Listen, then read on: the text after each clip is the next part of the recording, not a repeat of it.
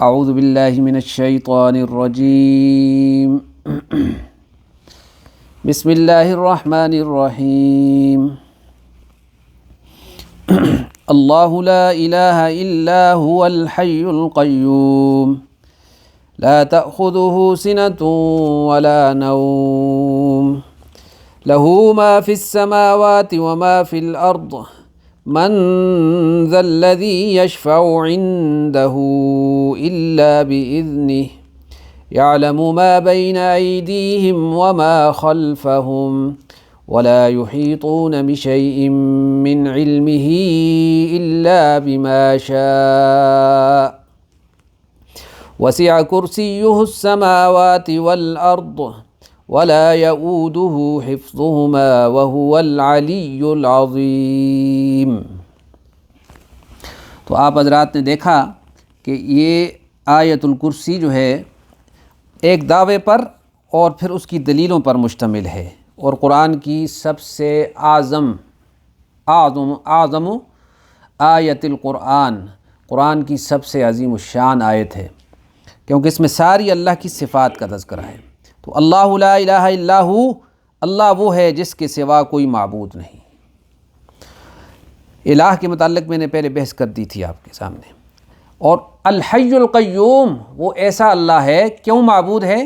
کیونکہ وہ زندہ ہے، حقیقی زندہ، اور سب کو تھامنے والا۔ یہ دو اسماء ہیں اللہ کے اسماء میں سے، الحی القیوم، ٹھیک ہے جی۔ الحی القیوم، یہ علماء نے فرمایا کہ یہی اسم اعظم ہے، بعض سب کو ملا کے کہتے ہیں اللہ لا الہ الا هو الحی القیوم۔ ایک حدیث ہے، اس کا مفہوم یہ ہے کہ قرآن مجید میں اسم اعظم 3 جگہ پہ آیا ہے، یعنی 3 آیتوں میں آیا ہے۔ ایک یہ اللہ لا الہ الا هو الحی القیوم، دوسرا آپ پڑھیں گے سورۃ آل عمران کی جہاں ابتدا ہوتی ہے الف لام میم، اللہ لا الہ الا هو الحی القیوم، بالکل وہی الفاظ جو آیت الکرسی کی شروع میں ہیں، سورہ آل عمران کی ابتدا میں آ رہے ہیں۔ اور تیسرا سورہ طٰہٰ میں آتا ہے وعنت الوجوہ للحی القیوم، کہ حی قیوم کے سامنے لوگوں کے چہرے سرنگوں ہو جائیں گے، قیامت کے دن سرنگوں ہو جائیں گے۔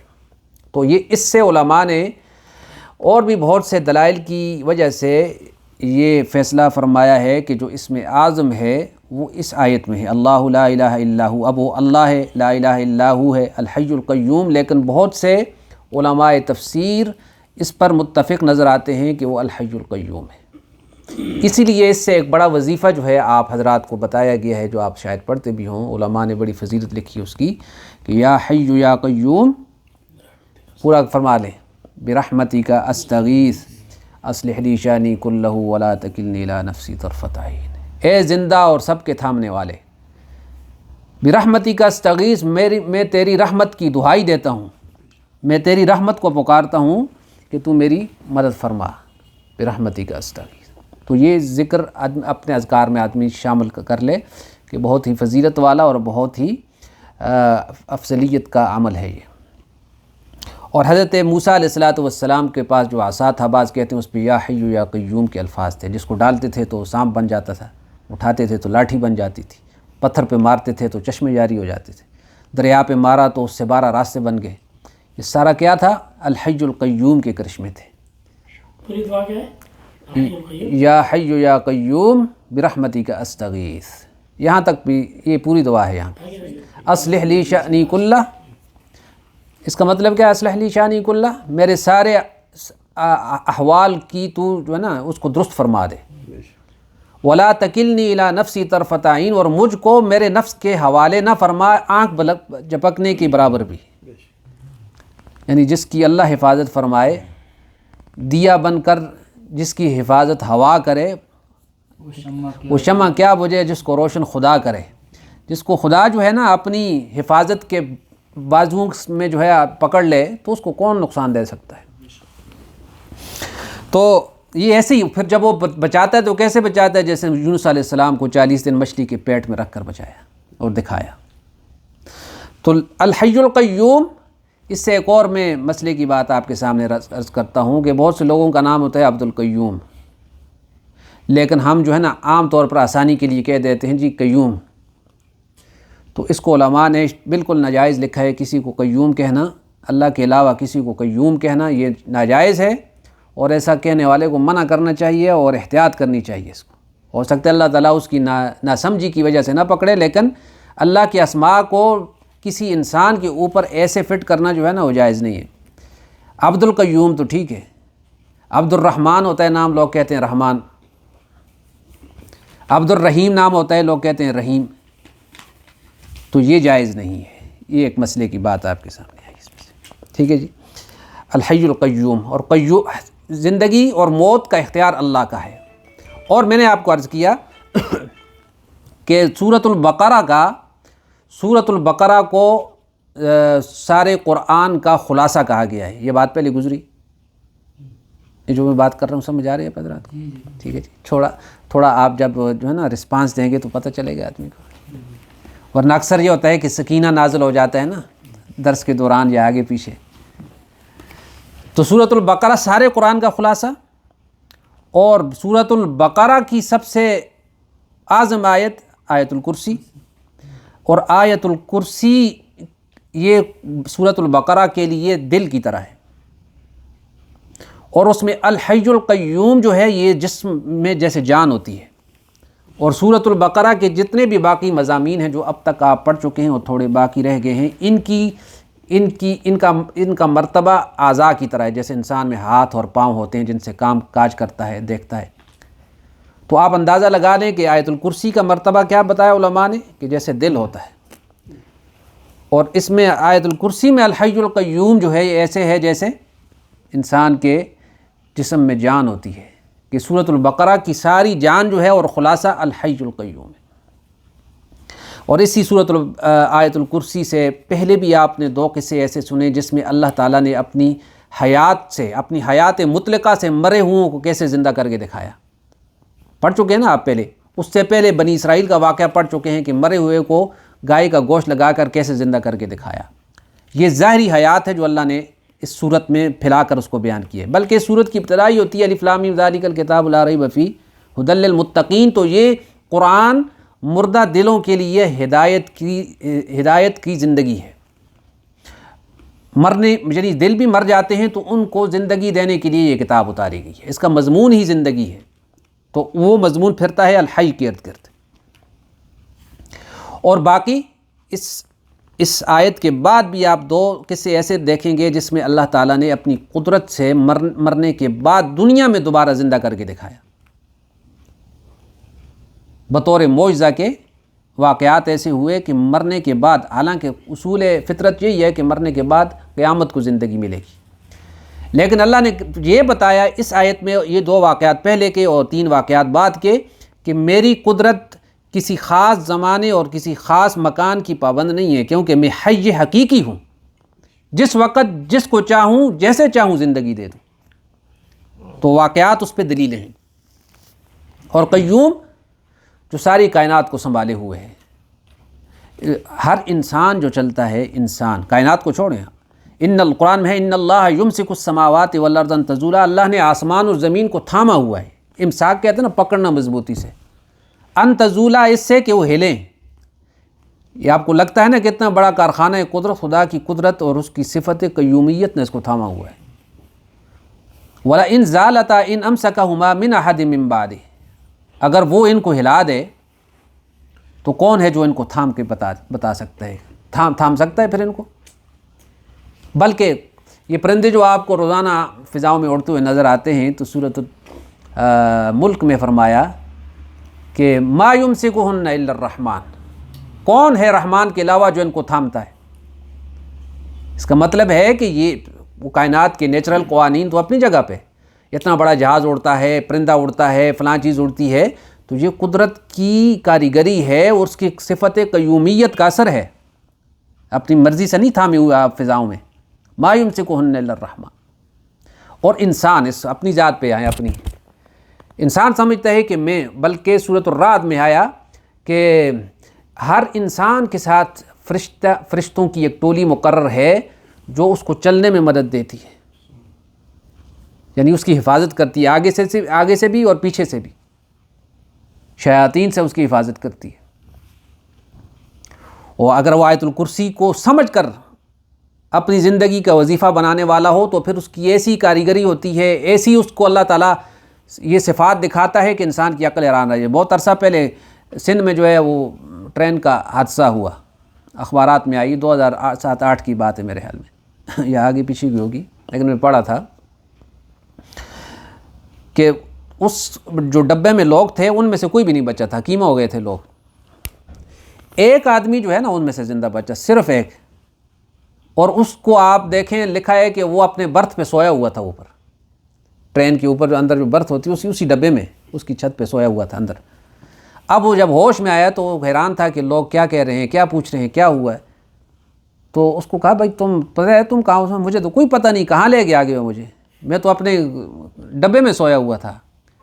بے ہوش ہوا وہ، کیونکہ جھٹکا لگا یا کچھ، اور اس کے ساتھ کیا ہوا کہ جس وقت ٹرین کا ٹکراؤ ہوا ہے تو اوپر کی چھت جو ہے نا وہ ٹوٹی ہے اور جا کر کسی درخت میں جا کر اٹک گئی، وہ اپنی پوری چارپائی سمیت برتھ سمیت جو ہے وہاں پہ جا کے اٹک گیا۔ اچھا، پوچھنے والوں نے اس سے پوچھا کہ بھائی تم بتاؤ یہ کیا ہے، یہ معاملہ کیا ہے؟ تو اس نے کہا مجھے تو اور پتہ نہیں ہے، لیکن میں جو ہے نا جب بھی کوئی سفر کرتا ہوں یا کچھ کرتا ہوں تو میں آیت الکرسی پڑھ کر اپنے اوپر پھونکتا ہوں اور سمجھتا ہوں کہ اللہ اس کی برکت سے میری حفاظت فرمائے گا۔ تو یہ اسی کا اثر ہو سکتا ہے اور کچھ نہیں۔ باقی کچھ واقعات میں نے پہلے آپ کو بتا دیے تھے۔ تو اس کو یہ واقعی شیاطین سے حفاظت کا اس سے بڑا کوئی دوسرا وظیفہ نہیں ہے، اس کو آپ سمجھ کے پڑھیں۔ اور اچھا جی، تو اس میں حی القیوم یہ وظیفہ ہے جو میں نے آپ کو بتایا۔ تو لا تاخذہ سنۃ ولا نوم، نہیں پکڑتی اس کو نہ اونگ اور نہ ہی نیند۔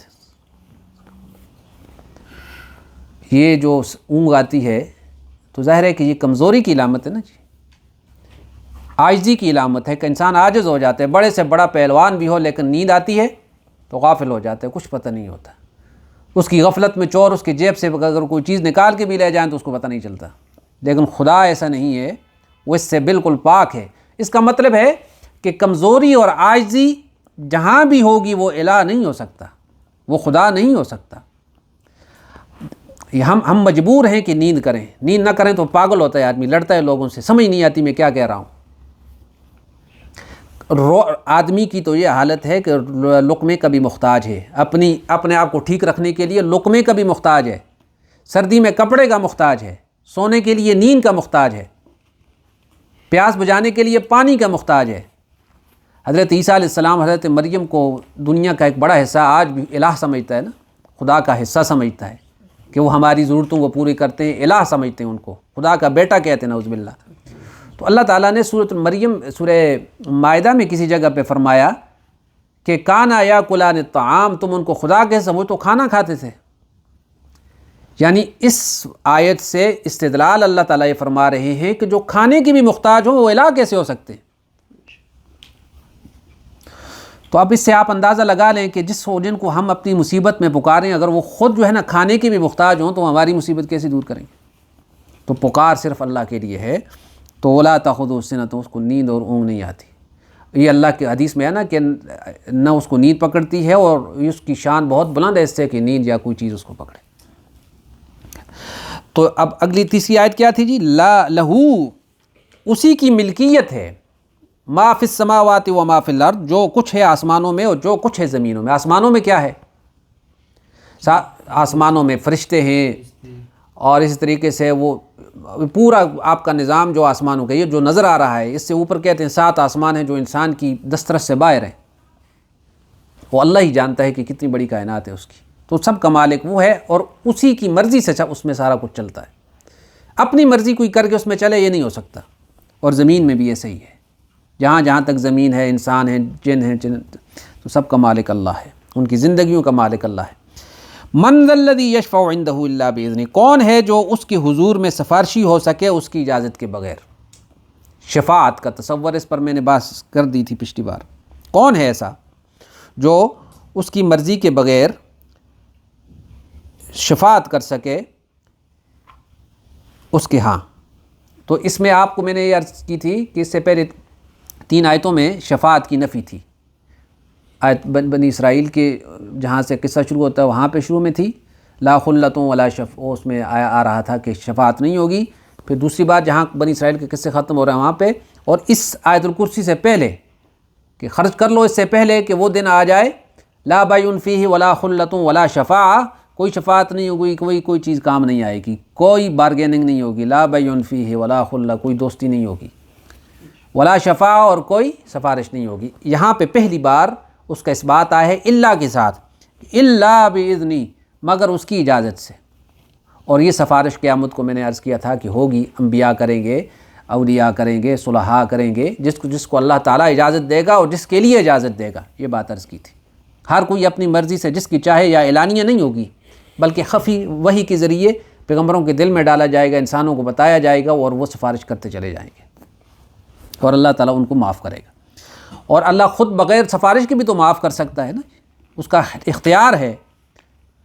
یہاں پہ اس سفارش کی نفی ہے جو مشرکین کے ہاں تھی. وہ مشرکین کیا تھے کہ جی ہم ان دیوی دیوتاؤں کس لیے کرتے ہیں کہ ہؤلاء شفعاؤنا عند اللہ، یہ ہمارے اللہ کے ہاں سفارشی ہیں کہ جب یہ منہ ڈالیں گے تو اللہ تعالیٰ انکار نہیں کر سکے گا. یعنی ان کے سفارش کا یہ کانسیپٹ تھا. جیسے آج کل مسلم امہ میں بھی اس سفارش کا ایک غلط کانسیپٹ ہے کہ جی فلاں بزرگ تو بس جب وہ بولیں گے تو اللہ تعالیٰ پھر مجبوراً جو ہے نا بتاتے ایسے ہیں. اسٹائل یہ ہوتا ہے کہ اللہ مجبور ہو جائے گا کہ اس کی سفارش قبول کرے. اللہ کو کسی کی کوئی مجبوری نہیں ہے. اگر ایسا عقیدہ رکھتا ہے تو یہ کفر ہے، کفر. اللہ کو مجبور ماننا کسی کا بھی، نہ کسی نبی کا، نہ ولی کا، نہ کسی مخلوق کا مجبور نہیں ہے. وہ پھر مجبور ہوا تو خدا کیسے ہو گیا؟ ہاں وہ جن کو اجازت دے گا اس کی اجازت سے وہ دیکھیں گے. سورۃ النبا میں کسی جگہ پہ ہے نا یہ آیت دوسرے یوم یأتی لا تکلم نفس الا بإذنہ، یہ تو ہے وہ صفن صف لا یتکلمون الا من اذن لہ الرحمن. صفیں بنا کے کھڑے ہوں گے فرشتے بھی اور ساری دنیا بھی. لا یتکلم، بولنے کی بھی قوت نہیں ہوگی کہ اللہ کے سامنے کلمہ بول سکیں. الا من اذن لہ الرحمن، مگر جس کو رحمان اجازت دے گا، پرمٹ دے گا تو تب بولے گا. وقال ثوابا، اور بات بھی صحیح سفارش ہوگی. یہ نہیں ہے کہ جو علم غلم سامنے آیا جو اس کی سفارش کرتے جاؤ. کافر کی سفارش نہیں ہے، کوئی بھی سفارش کرے معافی نہیں ہے اس کے لیے. تو کچھ قوانین ہیں جن کے تحت سفارش ہوگی. میں نے عرض کیا تھا کہ پل صراط پہ ایک آدمی دوسرے کو پہچانے گا کہ میں نے تمہیں پانی پلایا تھا، تمہارے ساتھ چل کے میں کسی کام کے لیے گیا تھا تو تم میری سفارش کرو، میں تو پھنسا ہوا ہوں. تو اللہ کی طرف سے اس کو بھی اجازت نامہ ہوگا تو وہ کہے گا یا اللہ اس نے یہ نیکی کی تھی تو اس نیکی کی وجہ سے سفارش قبول کر لی جائے گی. آگے جی یعلم ما بین ایدیہم وما خلفہم، جانتا ہے وہ اللہ ما بین ایدیہم، جو ان کے سامنے ہے، یعنی جو مخلوقات کے سامنے ہے اس کو بھی جانتا ہے. وما خلفہم، اور جو پیچھے ہے اس سے بھی وہ واقف ہے. انسان کا علم اس کے اتنا ہی ہے جتنا اس کے سامنے ہے. پیچھے کے علم کا کچھ پتہ نہیں ہے اس کو. 50 سال سے ایک آدمی سے پوچھو تمہارا باپ کون تھا، نام بتائے گا. دادا کون تھا، ہو سکتا ہے بتا، پردادا کون تھا کسی کو نہیں پتہ. اس کی قبر کہاں ہے کوئی پتہ نہیں. لیکن وہ اللہ تعالیٰ کے علم میں وہ ازلی جو ہے آدم علیہ السلام تک، وہاں سے لے کر جہاں تک کبھی کائنات بنی بھی نہیں تھی، وہ ساری چیزوں سے واقف ہے. یعلم ما بین ایدیہم. اور کسی کے ساتھ کیا ہوگا جانتا ہے کوئی کہ کل کسی کے ساتھ کیا ہوگا؟ کوئی کسی کو کوئی پتہ نہیں ہے. لیکن اللہ رب العزت کا علم انسان کی علم، یہ اللہ کے علم میں ہے کہ کون انسان کب مرے گا، کہاں مرے گا، کیسے مرے گا، اس کو جنت ملنی ہے یا جہنم ملنی ہے. میرے اور آپ کے بارے میں، ساری کائنات کے بارے میں اللہ کا یہ علم کامل ہے. یعلم ما بین ایدیہم وما خلفہم. اس کی ایک وجہ اور یہ بھی ہے کہ میں نے عرض کیا تھا کہ سفارش اس لیے کی جاتی ہے کہ علم مکمل نہ ہونے کی وجہ سے سفارش کی جاتی ہے کہ جی آپ کو پورا علم نہیں تھا اس شخص کے بارے میں.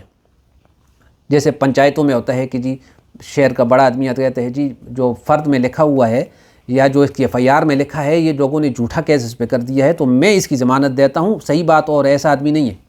تو اگلا کہتا ہے ٹھیک ہے جی ہمارے پاس تو جو کاغذ پہ لکھا ہوا تھا ہم نے اس کے اعتبار سے فیصلہ کیا. تو اللہ تعالیٰ گویا اس سے نفی فرما رہے ہیں کہ یعلم ما بین ایدیہم، جو سفارش ہوگی اس کی وجہ یہ نہیں ہوگی کہ اللہ تعالیٰ کے علم ناقص تھا، نعوذ باللہ، جس کی وجہ سے سفارشی آئے اور انہوں نے کہا کہ جی چھوڑ دیں تو اللہ نے کہا ٹھیک ہے جو تم کہہ رہے ہو تو میں چھوڑ رہا ہوں کیونکہ مجھے پتہ نہیں تھا، نعوذ باللہ.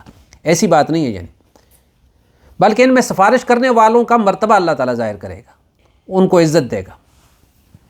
آگے ولا یحیطون بشیء من علمہ الا بما شاء، اور وہ احاطہ نہیں کر سکتے کچھ بھی اس کے علم سے الا بما شاء، مگر جتنا وہ چاہے۔ یہ دوسری بار الا آیا ہے، ایک بار الا باذنہ اور دوسری بار الا بما شاء۔ یہاں علم کی بات تھی، وہاں سفارش کی بات تھی۔ تو اس کے علم سے کوئی احاطہ نہیں کر سکتا اس کے علم کا کچھ بھی مگر جتنا وہ چاہے۔ ظاہر ہے کہ علم حقیقی کا مالک کون ہے؟ صرف اللہ ہے۔ تو وہ جس کو جتنا علم دے گا اتنا اس کو معلوم ہوگا۔ مثلا ہمارے ہاں یہ بھی ایک بڑا جو ہے نا لوگوں نے کنٹروورشیل ٹاپک بنایا ہوا ہے کہ جی نبی غیب جانتے ہیں کہ نہیں جانتے۔ جی آپ سنتے رہتے ہیں، اٹھ کے لگیں گے جی جھاگیں نکلیں گی لوگوں کی، اور کوئی کیا بحث کرے گا کہ ایک تو جہالت ہے، جہاں جہاں جہالت ہوگی وہاں وہاں زیادہ اچھل کود ہوتی ہے، جہاں جہاں علم آتا ہے نا وہاں وہاں سکون آتا جاتا ہے۔ تو مطلق علم کی نفی نہیں ہے، انبیاء کا علم سب سے زیادہ ہے دنیا میں، ان کو اللہ تعالیٰ اپنے علم سے علم عطا فرماتا ہے، اپنے علم سے علم عطا فرماتا ہے۔ لیکن اگر اللہ کے علم کی نسبت کسی بھی مخلوق میں سے کسی کے ساتھ بھی، اللہ کا علم باقی تمام مخلوقات کا علم ایک طرف کر دیا جائے تو اس کی آپس میں کوئی نسبت ہے ہی نہیں ہے، سیدھی بات یہ ہے۔ چاہے اس میں آپ انبیاء شامل کریں، اولیاء شامل کریں، خضر علیہ السلام کو شامل کریں، اور اس میں شیخ عبد القادر جیلانی کو شامل کریں، اور اس میں کسی رسول اور نبی کو شامل کریں، اللہ کے علم سے ان کا کوئی مقابلہ ہی نہیں ہے۔ پھر مخلوقات میں آپ مقابلہ کر سکتے ہیں۔ ہمارا یہ عقیدہ ہے کہ رسول کریم صلی اللہ علیہ وسلم اللہ کے بعد آپ کا علم اتنا ہے، اس کی نسبت کے ساری کائنات کا علم اکٹھا کر لیا جائے تو اللہ کے رسول کا علم اور اس علم کے درمیان پھر وہی نسبت ہے جو ساری مخلوق کے علم میں اور اللہ کے علم میں نسبت ہے۔ لیکن اللہ کے رسول ہر وقت ہر چیز پر ایسے ہی علم رکھتے ہیں جیسے اللہ رکھتا ہے، یہ کفری عقیدہ ہے۔ یعنی یہ صفات الہی میں شریک کرنا ہے، اور رسول اللہ صلی اللہ علیہ وسلم کی عزت نہیں بڑھانی بلکہ آپ صلی اللہ علیہ وسلم کو وہاں پہ پہنچانا ہے جہاں پہ ہمارا عقیدہ جو ہے نا عیسائیوں سے مختلف ہو جاتا ہے۔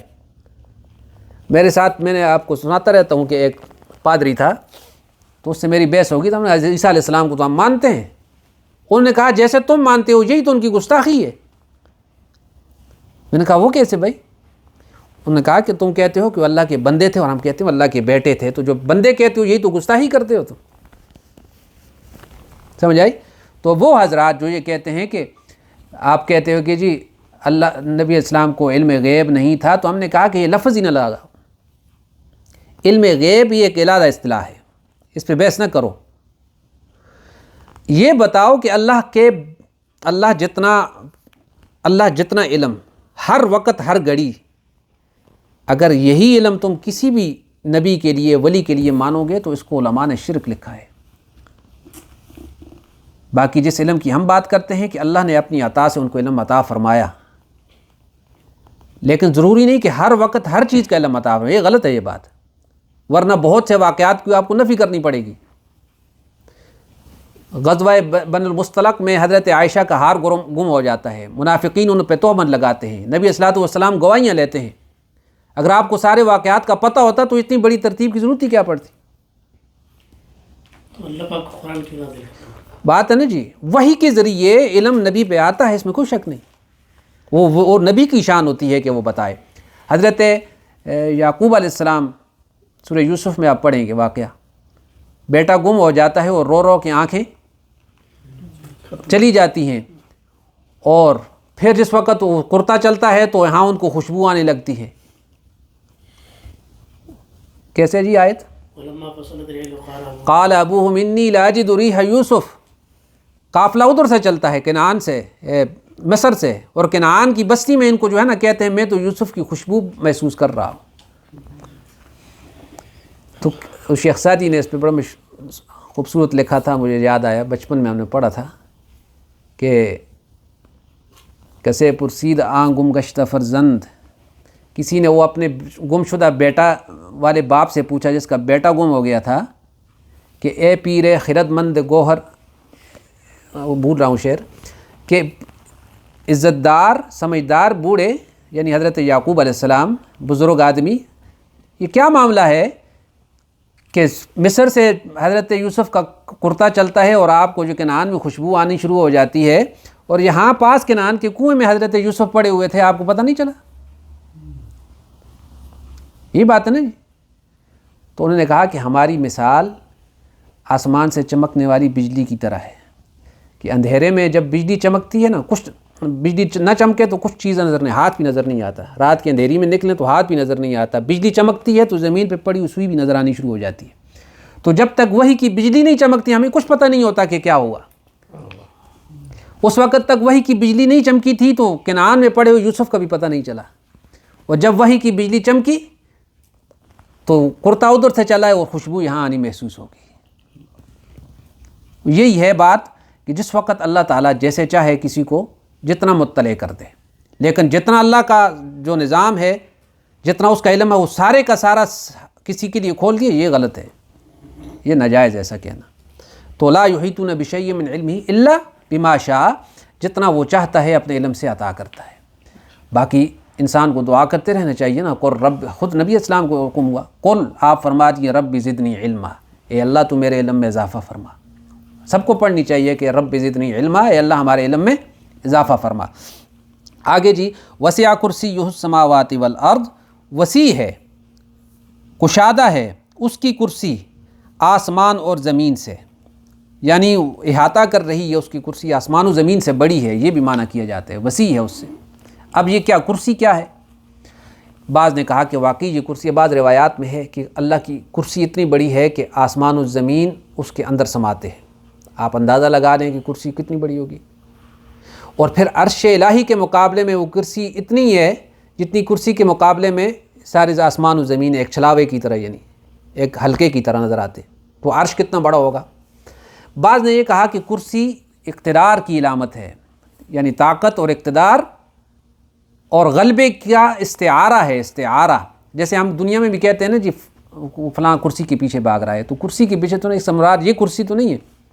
اقتدار جو ہوتا ہے اس کرسی سے متعلق جو اقتدار ہوتا ہے تو اس کو بطور استعارہ کے کرسی سے معنون کر دیا جاتا ہے کہ جی وہ فلانا جو ہے نا کرسی کے پیچھے چلتا ہے اور کرسی بڑی مضبوط ہے اس کی.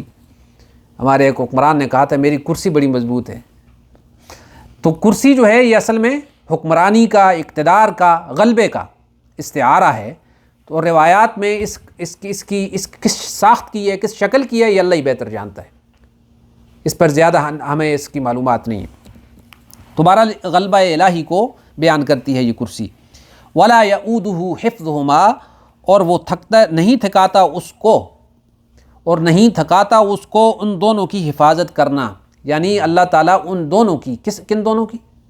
آسمان و زمین کے اس قیام اور اس کے انتظام کی وجہ سے تھکتا نہیں ہے. کیونکہ جس وقت انسان کے ذمہ زیادہ کام ہو تو تھک جاتا ہے، پریشان ہو جاتا ہے، نیند آ جاتی ہے، تھک جاتا ہے. تو 1 گھنٹے کی رخصت اللہ تعالیٰ نہیں لیتا کہ 12 گھنٹے جو ہے نا 12 گھنٹے کی ڈیوٹی کے بعد جو ہے تو تھک جاتا ہے. تو لا یعودہ حفظہما، یعنی کوئی چیز انسان کو عاجز کر دے، عاجز نہیں کرتے اس کو ان دونوں کی حفاظت کرنا. وہو العلی العظیم، اور وہ برتر ہے اور عظمت والا ہے. اچھا عظمت جو ہے نا وہ اس کو انگریزی میں کیا کہتے ہیں جی؟ عظمت کو علی، یہ گریٹنس ہوتی ہے ذات میں، یعنی وہ اپنی ذات کے اعتبار سے بڑا، اور علو شان بڑے مرتبے والا. مرتبہ بھی ہو، بعض دفعہ بعض آدمی وہ مرتبے پہ پہنچ جاتا ہے نا ذاتی طور پہ جس میں کوئی نہیں ہوتی کوئی اتنی بڑی، نہ وہ عالم ہوتا ہے نہ کوئی فاضل ہوتا ہے، لیکن مرتبے کو پہنچ جاتا ہے. لیکن اللہ تعالیٰ علی بھی ہے، مرتبے والا بھی ہے، اور عظیم بھی ہے کہ اس مرتبے کے لائق بھی ہے. عظمتیں اور علو شان دونوں اس کی ہیں. اب آپ دیکھیں کہ پہلی آیت میں الحی القیوم 2 اسماء آئے تھے، اور آخر میں پھر 2 اسماء الہی میں سے 2 اسماء آئے، العلی العظیم. اس پہ ایک اسکالر ہے آج کل امریکہ میں ہوتا ہے، نعمان علی خان، سنا ہے نام اس کا؟ تو اس کی میں ایک سن رہا تھا، کافی عرصہ پہلے سنی تھی، بڑی اچھی اس نے کی تھی. تو جتنا مجھے کچھ یاد آ رہا تھا وہ کہہ رہا تھا اللہ لا الہ الا هو الحی القیوم، یہ ایک جملہ ہے، اس کا تعلق آخری جملے کے ساتھ ہے. اس کے بولنے کا مقصد یہ تھا کہ پہلے جملے میں 2 اسماء الہی ہیں الحی القیوم، اور اگر آخر میں جائیں گے تو وہو العلی العظیم، وہی ہے جو علی ہے اور عظیم ہے. تو یہ مناسبت اسماء الہیہ کی آ گئی. اچھا العلی العظیم پہ میں بات بھول جاؤں گا. میں نے کسی تاریخ کتاب میں پڑھا تھا کہ یہ جو علاقہ آپ جس میں بیٹھے ہوئے، بحرین سے لے کر یہ قطیف، تاروت، یہ سارا دارین، اور یہ دہران، یہ علاقہ جو ہے، یہ کتابوں میں اس کو دارین لکھا ہوا ہے، اور ایک قطیف کا نام بہت پرانی کتابوں میں نے پڑھا، اور الجواسہ کر کے نام پڑھا۔ الحسا میں ایک جگہ کا نام ہے الجواسہ، تو ہو سکتا ہے اسی سے بدل کے الحسا ہو گیا اس جگہ کا نام۔ دارین میں سمجھا دارین دہران کی بدلی ہوئی شکل ہے، لیکن ایسا نہیں ہے۔ جزیرہ تاروت دیکھا ہے کسی نے؟ تاروت میں ایک جگہ ہے دارین، بالکل دریا کا کنارہ ہے وہاں پہ۔ یہ سارا علاقہ حضرت ابوبکر صدیق رضی اللہ عنہ کے زمانے میں فتح ہوا ہے، اور یہاں پہ حضرت نبی اسلام کے زمانے میں ہو چکا تھا میرے خیال میں۔ تو یہاں پہ جو گورنر بنا کے بھیجے تھے ان کا نام تھا حضرت علا حضرمی رضی اللہ عنہ، جو یمن کے رہنے والے تھے، صحابی رسول، اور بہت بڑے وہ ولی بھی تھے، یعنی صحابی تھے۔ ولی سے مراد یہ کہ مستجاب الدعوات تھے، دعا ان کی بڑی اللہ تعالیٰ قبول فرماتے تھے، ان سے معجزات نہیں یعنی کرامات کا ظہور ہوتا تھا۔ تو ایک بار جو ہے وہ اس یعنی جزیرہ دارین میں کسی جگہ پہ جو ہے نا رات کو رکے، تو ان کے جانور بھی چلے گئے اور پانی بھی نہیں تھا، تو انہوں نے جو ہے نا دعا کی، تو اللہ تعالیٰ نے اس دعا کی برکت سے سارے جانوروں کو بھی واپس کر دیا اور پانی کا چشمہ جاری کر دیا ان کے لیے پینے کے لیے۔ اور پھر جس وقت جزیرہ دارین میں داخل ہو رہے تھے تو کہتے ہیں کہ کشتیاں نہیں تھیں، دوسری طرف سے اس سائیڈ میں آ رہے ہوں گے، تو انہوں نے کہا کہ جی اللہ ہمارے ساتھ ہے، تمہیں یہ پڑھو یا علی یا عظیم۔ اس سے مجھے یاد آیا 4 اسماء الہیہ کا انہوں نے وظیفہ پڑھا، یا علی یا عظیم یا علیم یا حلیم، یا عظیم یا علی یا عظیم یا حلیم یا علیم، ہاں یا حلیم یا علیم۔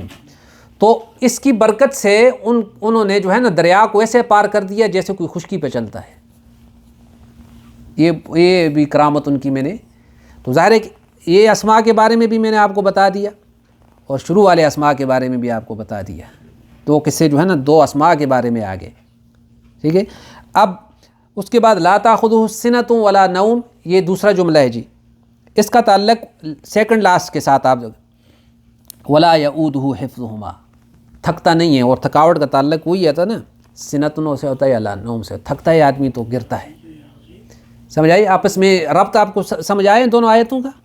لا تاخذہ سنۃ ولا نوم اور لا یعودہ حفظہما، ان دونوں کی حفاظت سے وہ تھکتا نہیں ہے، ٹھیک ہے جی۔ اب تیسرا جملہ دیکھیں جی، کیا ہے جی تیسرا؟ کیا ہے؟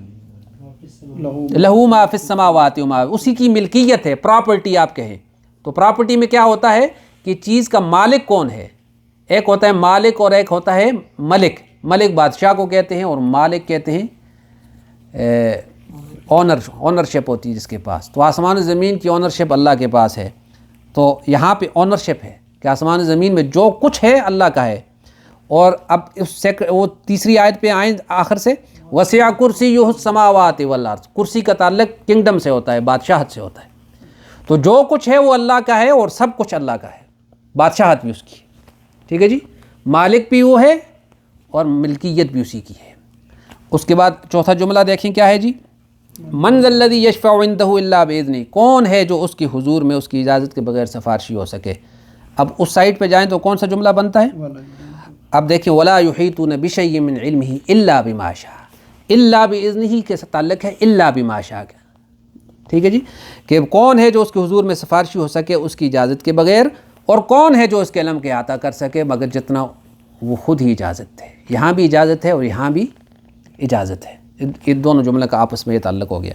اس کے بعد ایک جملہ رہ گیا جی، یعلم ما بین ایدیہم وما خلفہم، اب یہ 2 حصوں میں تقسیم ہو جائے گا۔ یعلم وہی اللہ ہے، ما بین ایدیہم جانتا ہے جو کچھ پہلے ہے۔ پہلے کیا ہے؟ پیچھے چلتے جائیں یہاں سے، الا باذنہ سے لے کر اللہ لا الہ الا القیوم، وما خلفہم اس کا تعلق اگلی جو 4 آیتیں میں نے پڑھی ان کے ساتھ ہے۔ تو یعلم ما بین ایدیہم یا اس سائڈ کا جو علم ہے، وما خلفہم یا اس کے بعد کا ہے، یہ اللہ ہی جانتا ہے۔ یہ نعمان علی خان کی بات تھی جو میں نے آپ کے سامنے کی۔ تو یہاں پہ آ کر سورۃ البقرہ کی سب سے اعظم آیت الکرسی جو ہے مکمل ہو جاتی ہے۔ اس کے بعد جو ہے مضمون کی تکمیل ہے، لا اکراہ فی الدین، مشہور آیت ہے کہ دین میں جبر نہیں ہے۔ اکراہ کہتے ہیں کسی کو جبر کے ساتھ کسی کام پہ مجبور کرنا۔ اب اس کے ساتھ کیا تعلق ہے آیت الکرسی کے ساتھ؟ اس کا تعلق یہ ہے کہ جب ایسی خصوصیات کا مالک ہے اللہ، جو حی ہے، زندہ حقیقی ہے اور ساری کائنات کا تھامنے والا ہے، نیند اور اونگ سے پاک ہے، اور آسمان و زمین کا مالک ہے، اور اس کی کرسی آسمان و زمین پر حاوی ہے، اور وہ تھکتا نہیں ہے، اور اس کا علم کامل ہے، تو ایسے رب کی صفات اور اس کی قوت سامنے آنے کے بعد تم پہ جبر نہیں کہ تم اس کو مانو یا نہ مانو۔ لا اکراہ فی الدین، یہ تو تمہارے دل کی آواز ہونی چاہیے کہ جب اتنی خصوصیات اور صفات کا مالک ہے تو ہم اس کو کہتے ہیں کہ اللہ لا الہ الا ہو، اے اللہ تو تیرے سوا ایسا کوئی نہیں ہے، تو لاؤ۔ اللہ لا الہ الا ہو، اللہ جیسا کوئی نہیں ہے، اگر تمہارے پاس ہے تو لے کے آؤ، اگر نہیں ہے تو تمہارے اوپر جبر نہیں ہے۔ لا اکراہ فی الدین، دین کے معاملے میں جبر نہیں ہے کہ تم لازمی خدا کو مانو ہی مانو۔ نبیوں کا کام صرف یہ ہے بتانا راستہ، پھر لوگوں پر چھوڑ دینا کہ تمہارا دل مانتا ہے تو مانے، نہیں مانتا تو تم پہ جبر نہیں ہے۔ اس معنی میں یہ جبر ہے، اس معنی میں نہیں ہے کہ ایک آدمی نے اسلام قبول کر لیا اس کے بعد کہے کہ جی نماز کیوں فرض ہے، یہ تو جبر ہے۔ روزہ کیوں ہم پر ضروری قرار دیا گیا ہے، جی یہ تو جبر ہے۔ یہ جبر نہیں ہے، بلکہ قانون کی پابندی، اس کے بغیر تو کائنات میں کوئی کام چلتا ہی نہیں ہے۔ جب تک کسی کمپنی میں آپ شامل نہیں ہوتے جی اس کا قانون آپ پہ لاگو نہیں ہوتا، لیکن اب آ جاتے ہیں تو وہاں پہ اگر 8 بجے ڈیوٹی ہے تو آپ کو پہنچنا پڑے گا، آپ لیٹ ہوں گے تو آپ کو سزا ہوگی، پنشمنٹ ہوگی جس سٹائل کی بھی ہو۔ جب تک آپ مومن مسلم نہیں ہیں، خدا کی کنگڈم کو نہیں مانتے، تو اللہ تعالیٰ نے آپ کو چھوڑا ہوا ہے، وقت دیا ہوا ہے۔ لیکن آپ اسلام میں داخل ہونے کے بعد کہیں کہ جی لا اکراہ فی الدین، تو یہ وہ غلط مفہوم ہے جو کچھ لوگوں نے کشید کیا آیتوں سے۔ قد تبین الرشد من الغی، گمراہی سے ہدایت بالکل واضح ہو چکی، سپریٹ ہو چکی، تبین واضح ہو چکی، الرشد ہدایت، من الغی گمراہی سے۔ گمراہی کیا ہے اس کا بھی پتہ چل گیا، رشد کیا ہے، ہدایت کیا ہے اس کا بھی پتہ چل گیا۔ پتہ چلنے کے بعد اپنی مرضی ہے۔ فمن یکفر بالطاغوت، اور جو کوئی انکار کرے گا طاغوت کا، گمراہ کرنے والے کا، سرکش کا، ویؤمن باللہ، اور ایمان لائے گا اللہ پر، اقرار کرے گا اللہ کا، فقد استمسک بالعروۃ الوثقی، تو اس نے تھام لیا مضبوط کڑا۔ العروہ کہتے ہیں کڑے کو، وثقی مضبوط، لن انفصام لہا، یہ وہ کڑا ہے جو ٹوٹتا نہیں ہے، مضبوط ہے۔ لن انفصام، انفصام ٹوٹنا، کریک نہیں ہوگا یہ، لن انفصام لہا، واللہ سمیع علیم، اور اللہ خوب سننے والا اور جاننے والا ہے۔ اس کے متعلق کیا بحث ہے انشاءاللہ اگلے درس میں ہوگی۔